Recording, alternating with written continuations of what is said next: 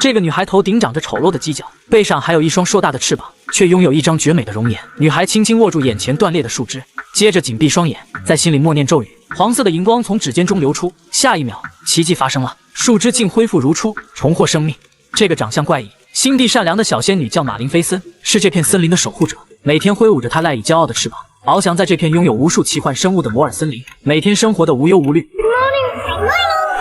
然而宁静的生活很快便被打破。这天，3个魔法仙子带来一个可怕的噩耗。Maleficent, the border guards have found the human thief at the pool of jewels. 马林菲森听后非常震惊，随后扇动翅膀离开。当他来到珠宝池，发现有2人树人士兵正盯着一个山洞，小偷躲在山洞里不肯出来，直到马林菲森的再三要求，对方才答应走出来。马林菲森这才发现小偷是个跟自己年纪相符的男孩，从未见过人类的他看着眼前的男孩很是新奇。2人随即开始了自我介绍。 I'm called Stefan. I'm Maleficent.